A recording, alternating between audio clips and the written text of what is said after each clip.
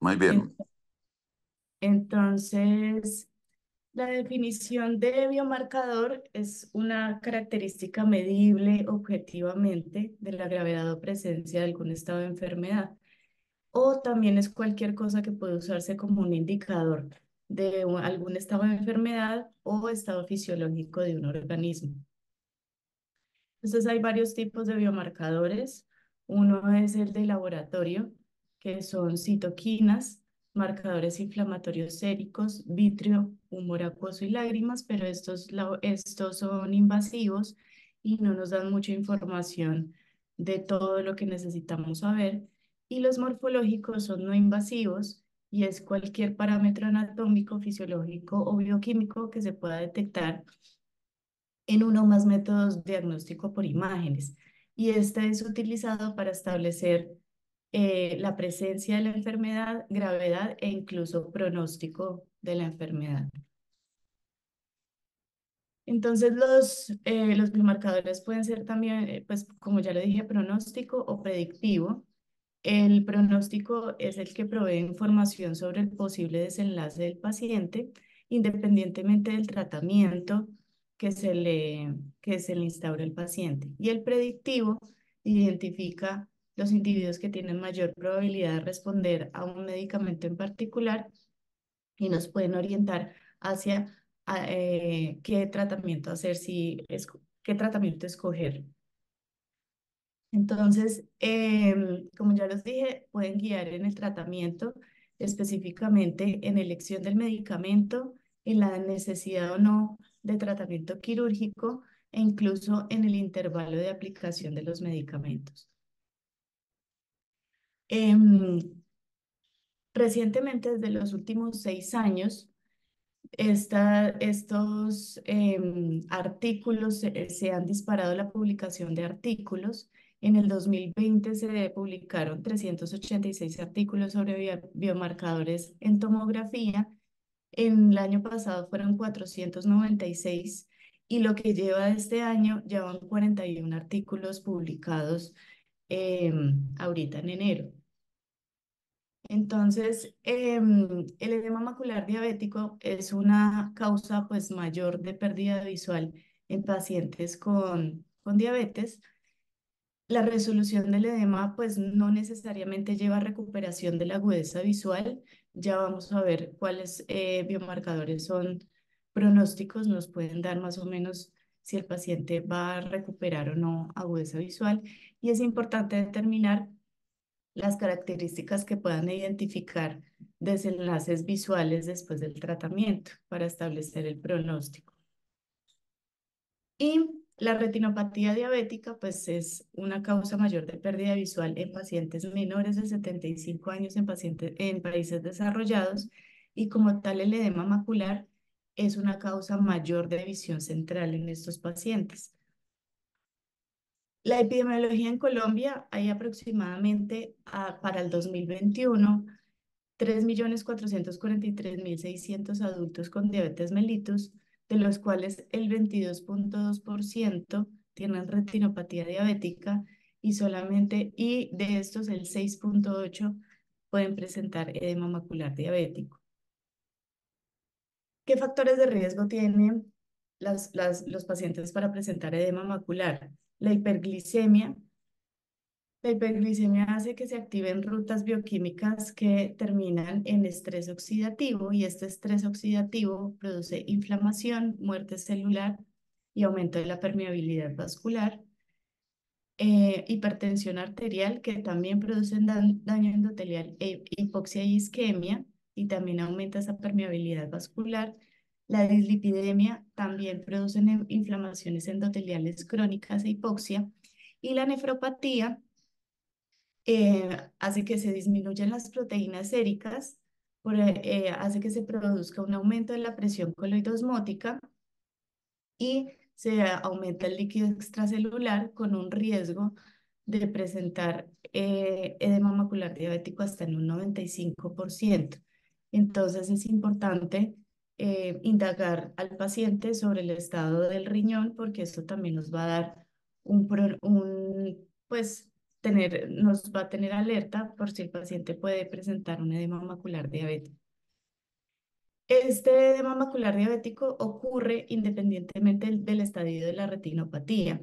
Incluso se ha visto que hay pacientes que no tienen cambios de retinopatía diabética y pueden presentar algún grado de edema macular.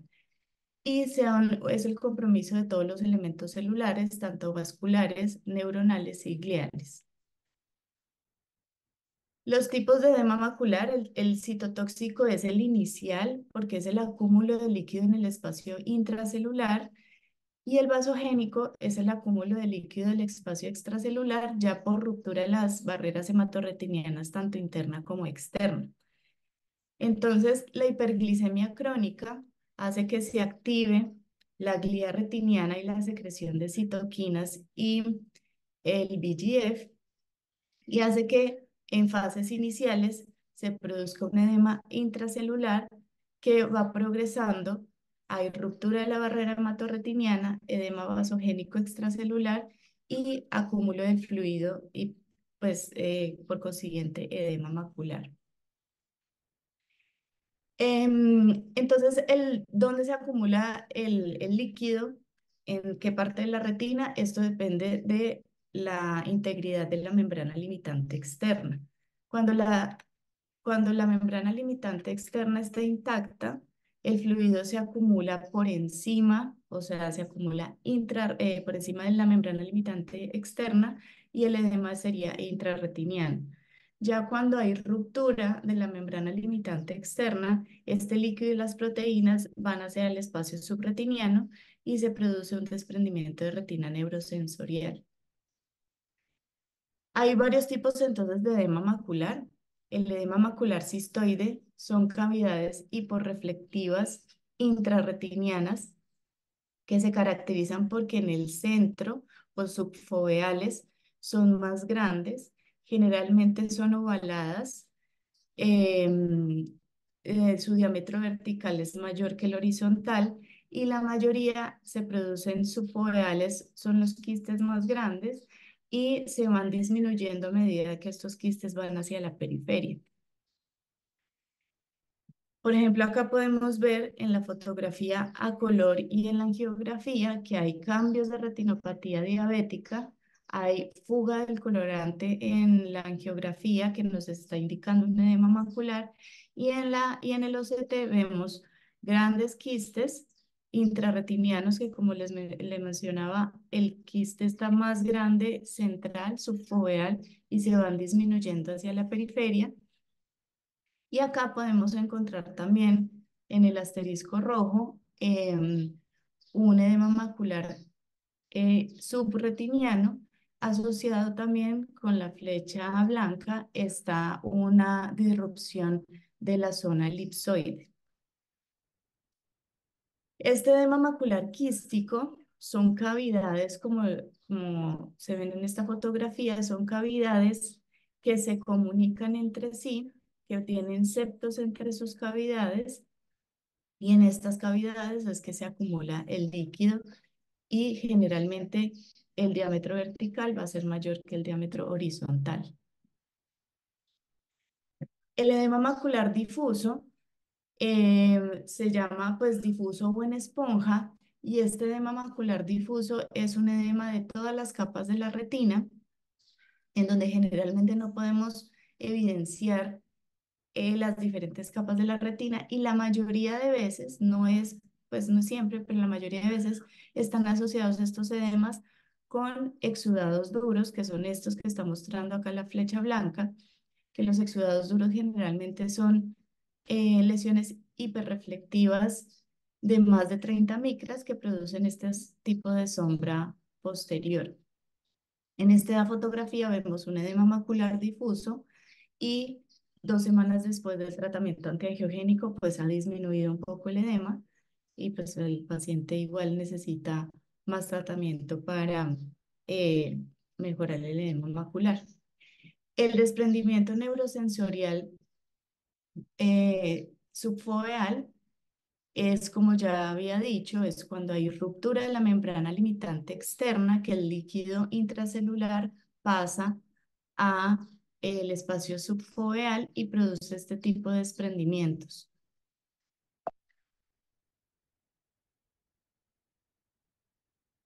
Y podemos tener edema macular mixto. Por ejemplo, en esta fotografía vemos un edema macular quístico con líquido subretiniano, con un edema subfoveal subretiniano.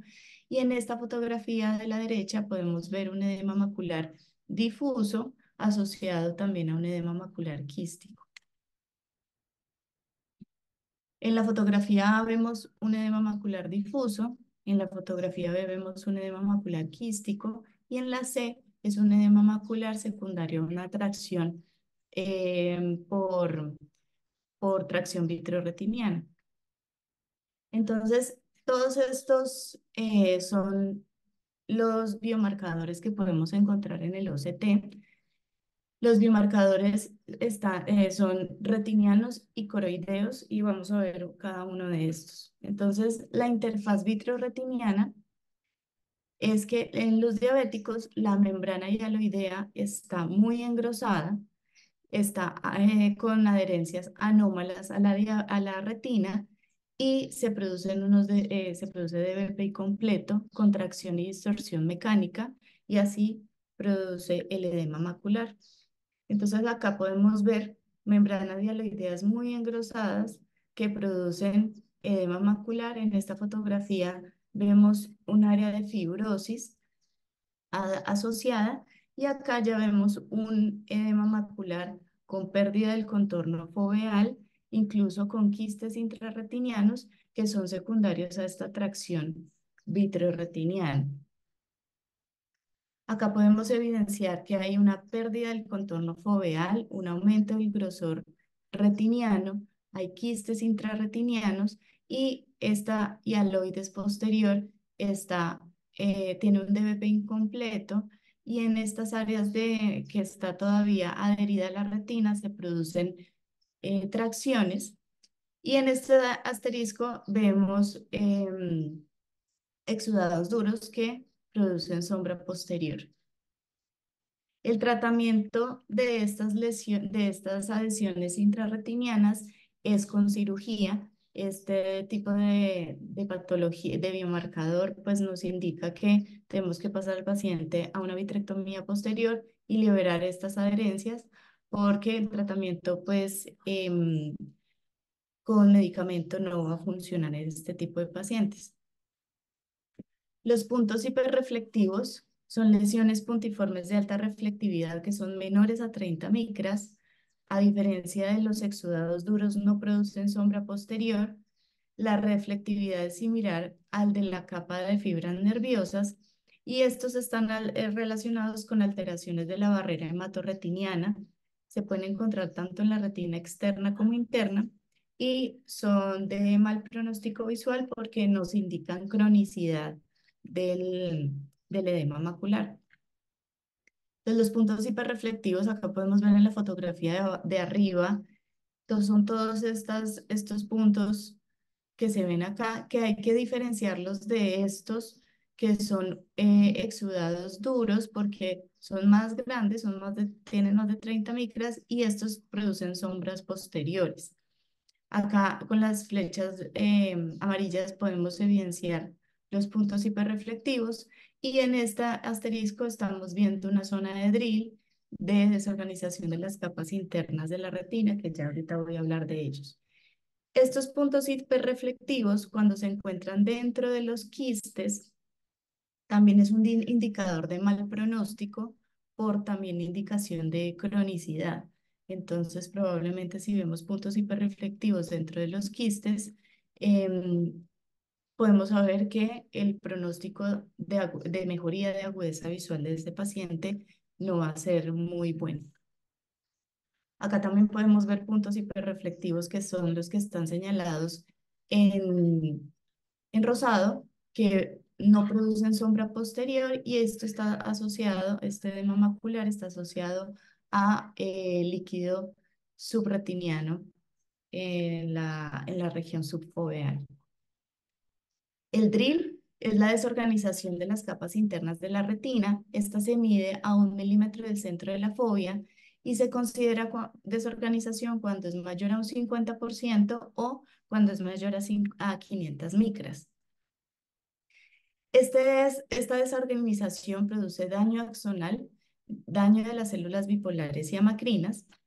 Por lo tanto, es un indicador de mal pronóstico visual, aunque no es específico del edema macular diabético. Y es un mal pronóstico visual porque es un daño mecánico en donde se excede la elasticidad de los axones de las células bipolares y hay un daño en, en estos axones, por lo tanto, no hay una adecuada transmisión del, del impulso hacia el nervio óptico y hay, por lo tanto, un daño de la agudeza visual. Como ya les había mostrado antes, el drill está aquí. Acá podemos ver que hay desorganización de todas las capas, no podemos evidenciar las capas internas de la retina. Este drill se asocia a no perfusión capilar y aumento del tamaño de la zona avascular foveal, aumento de la severidad. Generalmente, cuando vemos drill, vemos es en una retinopatía diabética no proliferativa severa o proliferativa. Y hay disrupción, esto generalmente se encuentra acompañado de disrupción de las capas externas de la retina, que son la membrana limitante externa y la zona elipsoide, y este también es un marcador de mal pronóstico visual, y también lo vemos asociado a aumento del grosor retiniano foveal. Otro biomarcador es el grosor macular, y este no es un biomarcador confiable para pronóstico visual, porque podemos tener pacientes que responden bien a disminución del grosor macular. Sin embargo, no hay una buena mejoría de la visión. Entonces, para marcador pronóstico no nos podemos basar en el grosor macular, y este se aumenta por edema. Puede ser por edema intra o subretiniano, que es por ruptura de la barrera hematorretiniana. Entonces, la capacidad elástica de la retina se sobrepasa por este líquido intrarretiniano. Hay lesión de los axones de las células bipolares, disminución de la señal de transmisión visual, hay un daño irreversible y hay una resolución cuando ya hay resolución del edema, generalmente hay una atrofia macular por daño permanente de los fotorreceptores. Los exudados duros son puntos hiperreflectivos intrarretinianos, como ya les había dicho anteriormente, mayores de 30 micras, que se encuentran en las capas internas y externas de la retina y producen en una sombra posterior. Y la reflectividad es alta, la reflectividad es similar al complejo del EPR membrana de Bruch. Estas se producen por lipoproteínas extravasadas. Generalmente hay aumento de los niveles séricos de lípidos con un aumento del colesterol y triglicéridos, los cuales estas lipoproteínas, por pérdida de la barrera hematorretiniana, se extravasan del vaso sanguíneo y se ubican en la retina. Cuando son subfoveales, estos o sea, nos indican que hay un tratamiento, hay una inflamación crónica, por lo tanto, puede mejorar un poco más con tratamiento con esteroides que con anti-VEGF. Los procesos intrarretinianos puentes son un biomarcador de buen pronóstico visual porque estos conectan la retina externa e interna con axones del nervio óptico. O sea que por estos procesos intrarretinianos hay la transmisión de impulsos visuales al nervio óptico, las células de Mjolnir y bipolares. Y estos se asocian a mejoría visual después del tratamiento con anti-VEGF. Los quistes intrarretinianos se producen pues por daño endotelial y isquemia que aumentan los factores inflamatorios, por la alteración de la barrera hematorretiniana, aumento de la permeabilidad vascular y acúmulo del líquido extracelular y la formación de quistes. Estos quistes pueden ser de tres tamaños, pueden ser pequeños que son menores de 100 micras, grandes de 101 a 200 micras y gigantes mayores de 200 micras. La distribución, como ya les había dicho, generalmente es central, los quistes más grandes están centrales subfoveales y se van disminuyendo a medida que se van hacia la periferia. Estos quistes, cuando los quistes son grandes y gigantes, generalmente se asocian a isquemia, a lesión de los fotorreceptores, a disrupción de la zona elipsoide y tienen peor pronóstico visual. Y como ya les dije anteriormente, cuando tienes material hiperreflectivo en el interior, tienen mayor compuesto de fibrina y productos inflamatorios y tiene una mala respuesta al tratamiento con anti-VEGF y un mal pronóstico visual. El segmento externo de los fotorreceptores actúa como reservorio de opsina y cuando está disminuido este segmento de los fotorreceptores, hay una menor ganancia visual de la agudeza visual después del tratamiento, entonces también es un biomarcador pronóstico. La integridad de la membrana limitante externa y la zona elipsoide también es un predictor de pronóstico visual que cuando hay una integridad, quiere decir que hay un adecuado funcionamiento de los fotorreceptores y del EPR, por lo cual hay una mayor ganancia visual después del tratamiento con anti-VEGF. Entonces, esta zona elipsoide y membrana limitante externa puede estar completamente continua, puede haber una disrupción parcial o una disrupción completa. Generalmente, cuando hay una pérdida de la membrana limitante externa y la zona y pérdida de la zona elipsoide, tanto local como difusa, hay una pobre ganancia visual. Acá podemos ver en esta fotografía de arriba, en donde viene continua y justo subfoveal se evidencia una disrupción de esta zona elipsoide. Entonces esto nos da una pobre ganancia visual porque hay un daño en los fotorreceptores y en el EPR. En esta fotografía podemos ver varios de los biomarcadores que mencioné anteriormente. Entonces podemos ver procesos puentes que son de buen pronóstico visual. Podemos ver una pequeña zona de drill, quistes intrarretinianos. Hay líquido subfoveal, subretiniano y uno de de los biomarcadores de buen pronóstico es que a pesar de que hay líquido subretiniano, la membrana limitante externa y la zona elipsoide se encuentra íntegra. Ya pasando a los biomarcadores de la coroides, están los focos coroideos hiperreflectivos, que son focos hiperreflectivos retinianos que migran hacia la coroides por disrupción de la membrana limitante externa y la zona elipsoide.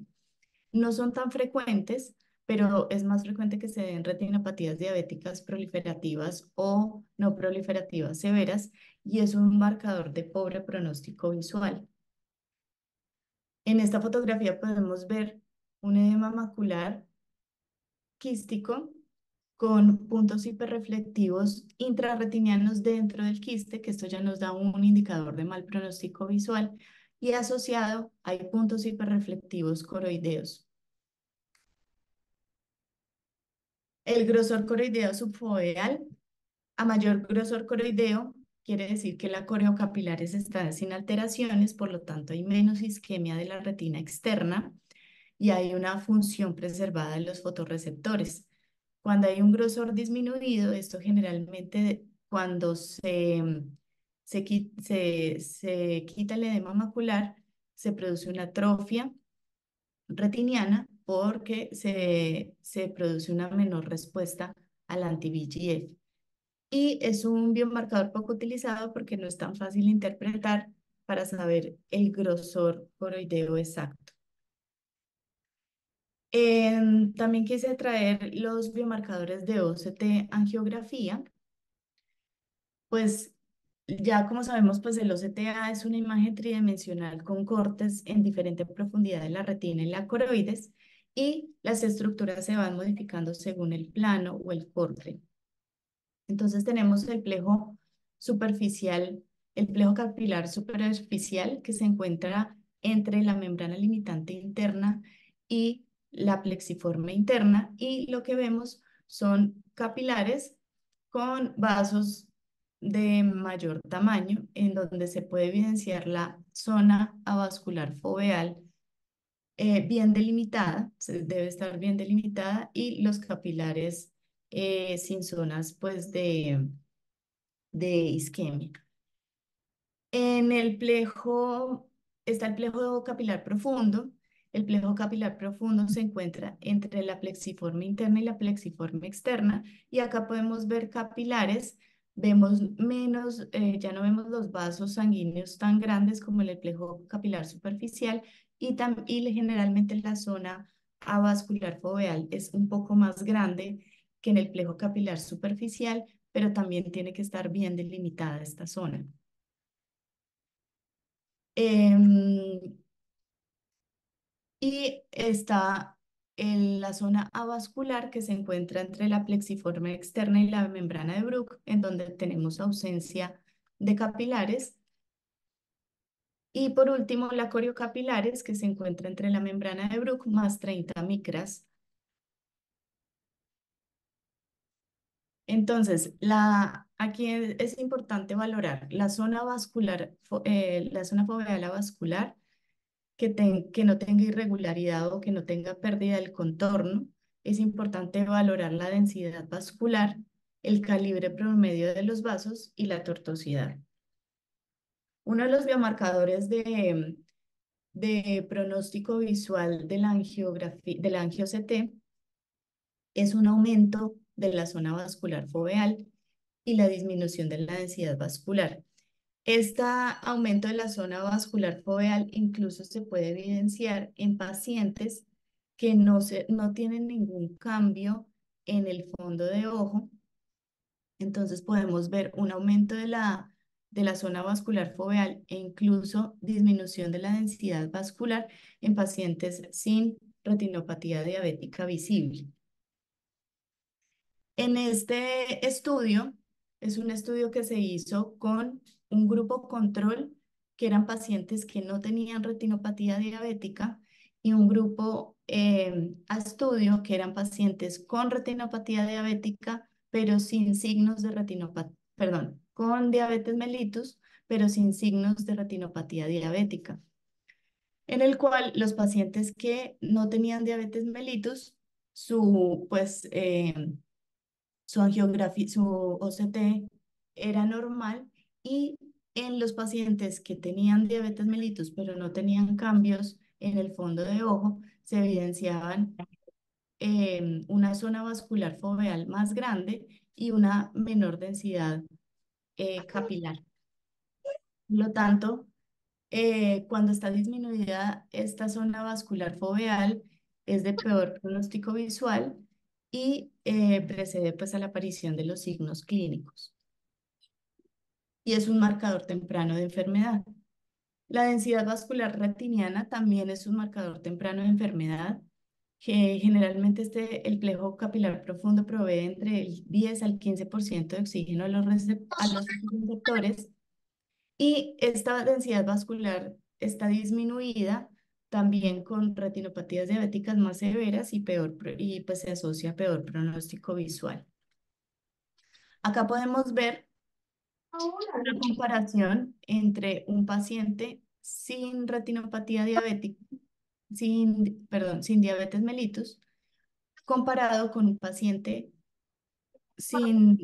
con diabetes mellitus, pero sin signos clínicos de retinopatía diabética, en donde podemos ver que hay una disminución de la densidad vascular foveal.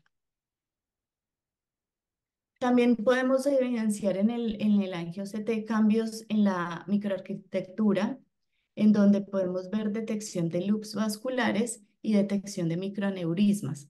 Sin embargo, para detectar microaneurismas, la prueba pues, es más confiable es la angiografía que en la angio-CT. Entonces, la evaluación macular por angio-CT tenemos que evaluar la pérdida de la esfericidad en la zona vascular foveal, también de la circunferencialidad, reducción de la densidad vascular, presencia de loops vasculares, de microaneurismas y pues podemos ver otros hallazgos patológicos en las diferentes patologías. Entonces, los predictores de progresión de enfermedad son mayor zona vascular foveal, irregularidad de esta zona vascular foveal, y áreas del cierre capilar contiguas a la zona vascular foveal que nos están hablando de áreas de isquemia. Los hallazgos de mal pronóstico son mayor zona vascular foveal, irregularidad de esta zona vascular, mayor calibre de vasos o tortuosidad vascular y una menor densidad vascular. Traje aquí dos estudios en donde se hicieron estudios de los biomarcadores comparados con el tratamiento. En este estudio se hizo un estudio de biomarcadores en OCT, luego del uso de Osurdex, en donde fueron 299 ojos, o sea, 284 pacientes estudiados, tratados con Osurdex por edema macular diabético.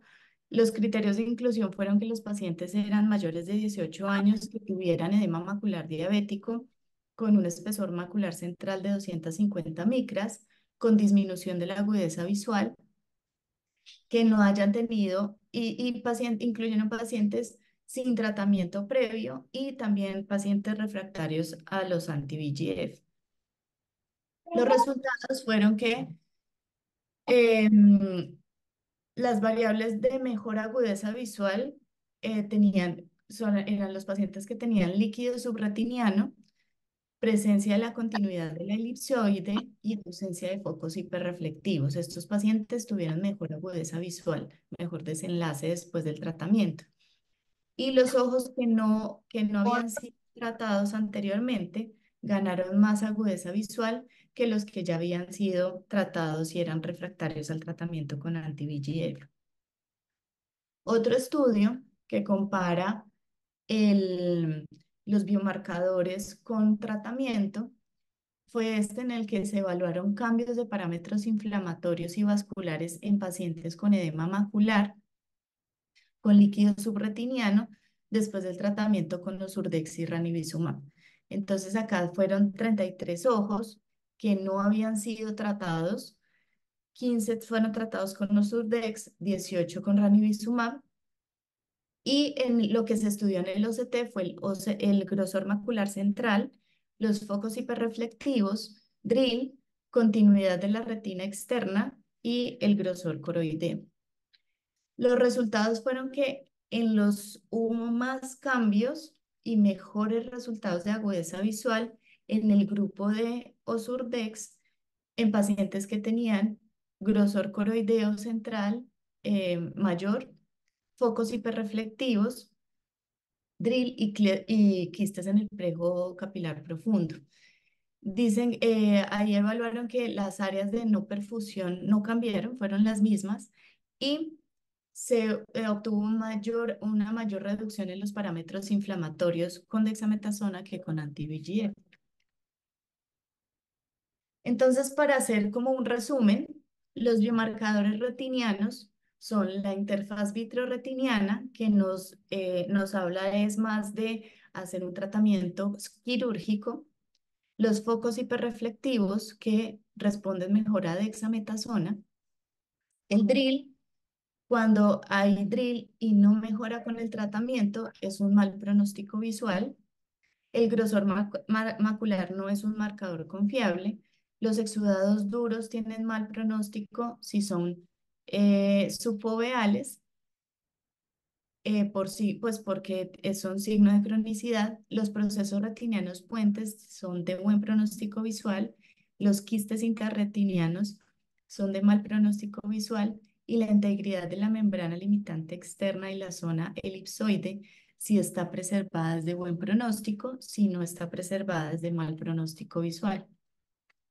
Y los biomarcadores coroideos, los focos coroideos hiperreflectivos son de mal pronóstico visual. El grosor coroideo subfoveal, cuando hay un grosor coroideo preservado, se asocia a mejor respuesta al tratamiento con anti-VEGF. Y el índice vascular coroideo generalmente está disminuido en retinopatía diabética y en edema macular. Entonces, biomarcadores de buen pronóstico, procesos retinianos puente, disminución de DRIL después del tratamiento, segmento externo de fotorreceptores elongados y mayor grosor coroideo subfoveal.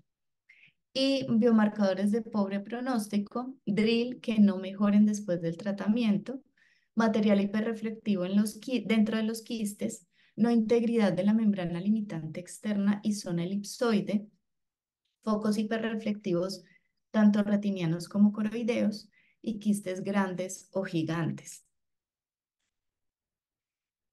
Hay unos biomarcadores que sugieren mejor respuesta a corticoides que anti-VEGF y estos son el desprendimiento neurosensorial subfoveal y los focos intrarretinianos hiperreflectivos. Y los que sugieren mejor respuesta al manejo quirúrgico es pues, la membrana hialoidea posterior engrosada que produce tracción macular. Entonces, en conclusión, la búsqueda de estos biomarcadores podrá identificar aquellos que tengan mayor riesgo de iniciar la enfermedad o de progresar em, la enfermedad y la identificación de estos nos permitirá tomar pues adecuadas decisiones terapéuticas y así maximizar pues los resultados y el pronóstico visual de los pacientes. Muchas gracias.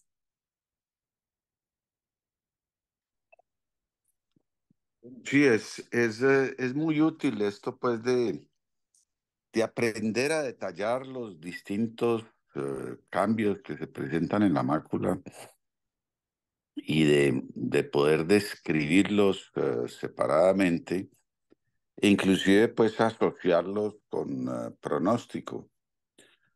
Eh, Tenemos el reto, que no, yo no lo he visto, pues, en los artículos, en las distintas presentaciones, de juntar todo esto y poder llegar en un momento dado a decir, este paciente no justifica, porque es que uno dice, indicador de pronóstico, es buen pronóstico, es mal pronóstico, entonces tiene esto y esto que es mal pronóstico, tiene esto y esto que es buen pronóstico.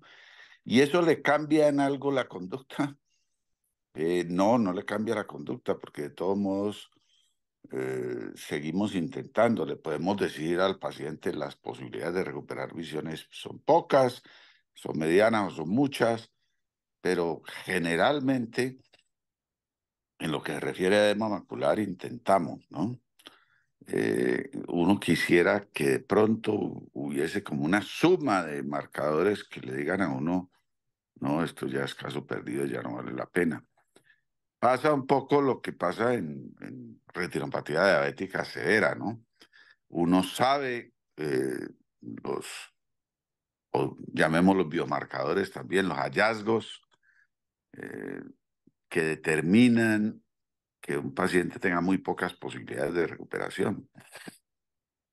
Sin embargo, la decisión de no hacer es una decisión muy difícil y la mayoría de las veces, pues, tomamos la decisión de intentar para con mucha frecuencia encontrarse frustrado. Aquí es someter al paciente a un poco de inyecciones y a un gasto muy grande y de pronto no tener nada, ¿no? Ningún beneficio. Sería bueno que comencemos a buscar si alguien o pensar si alguien pudiera hacer esa como conjunción, integración, a ver si hay situaciones en las que uno puede decir, no, esto ya no se justifica.